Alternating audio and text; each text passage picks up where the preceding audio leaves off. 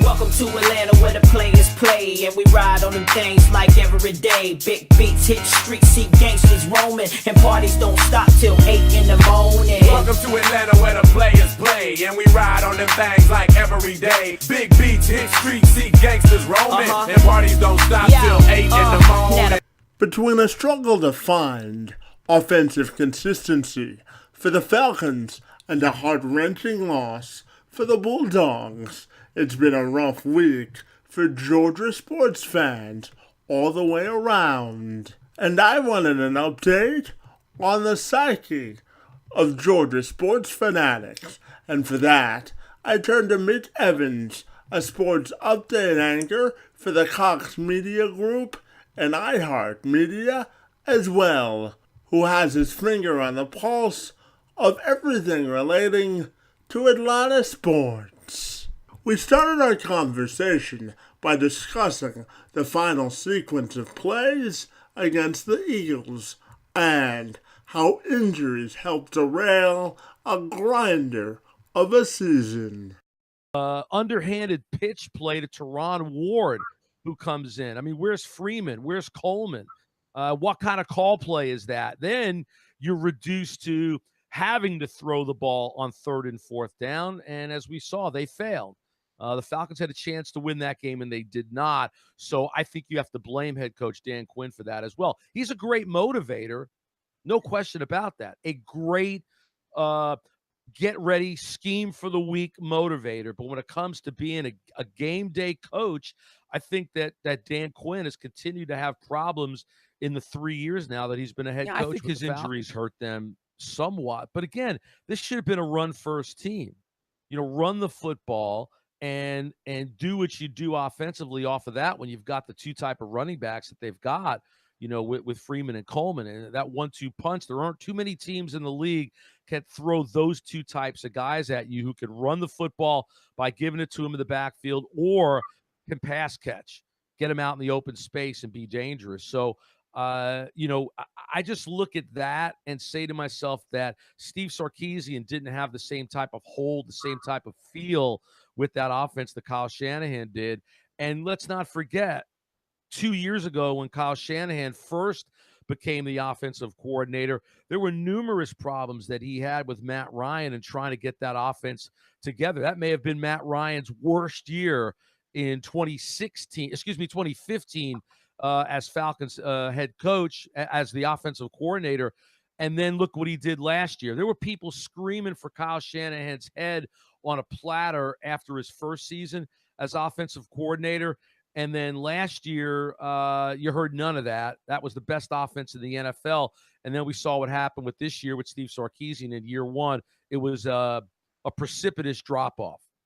When we shifted our attention to the national title game, our conversation began with Georgia's inability to defend a backup quarterback after playing a solid first half, which caused their national title hopes to be dashed.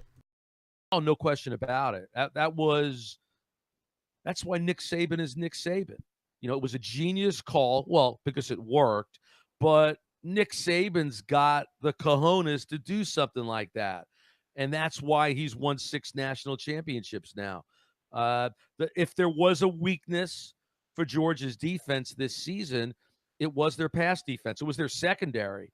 You know, and they did have issues in the secondary all season long.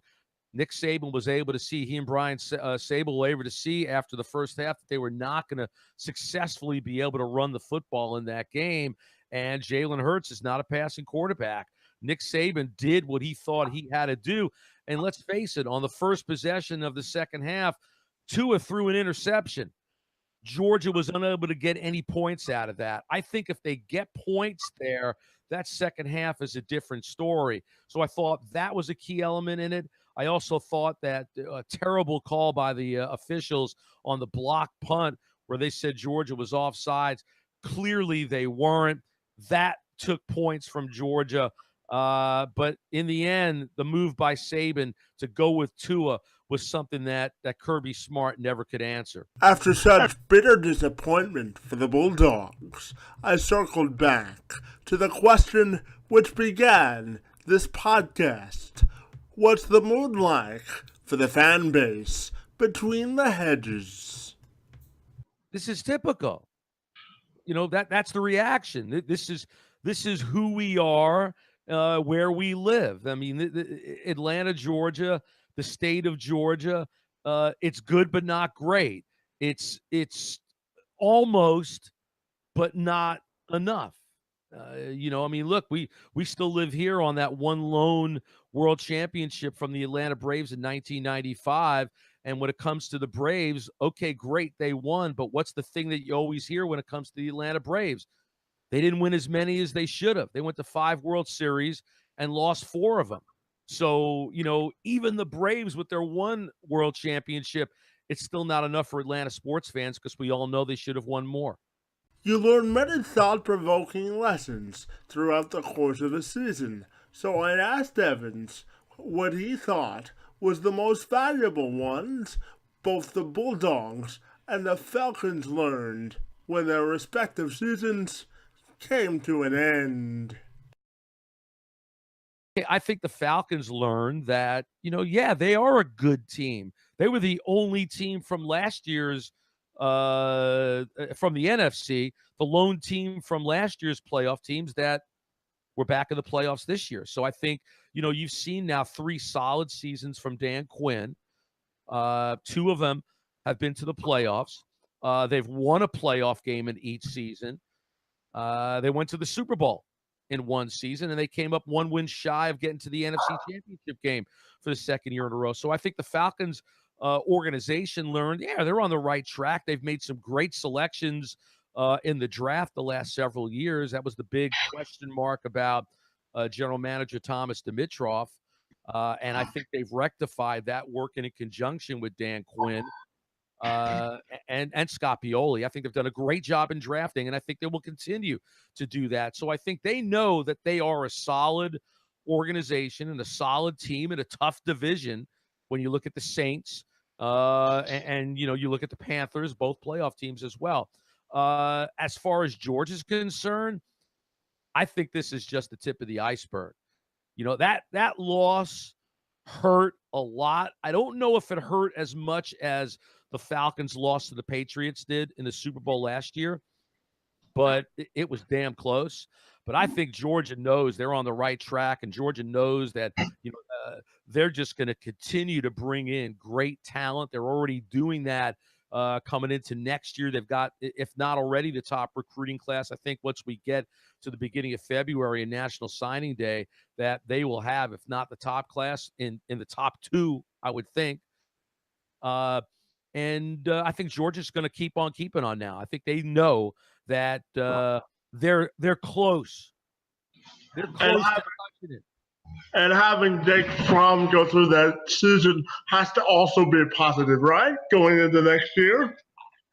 Well, I think it's a positive to an extent because, again, going back to the recruiting, Kirby Smart's already recruited, considered the top quarterback in the country in Justin Fields.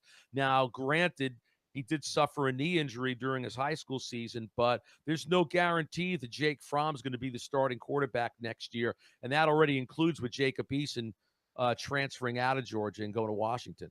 Mitch, we know your schedule is jam-packed, so we want to thank you for taking the time out this afternoon to join us on the Two Man Advantage podcast, and hope you have a great day. Hey, Kevin, thanks a lot, and have a happy new year, man. Great new year. You too. Bye-bye. Bye.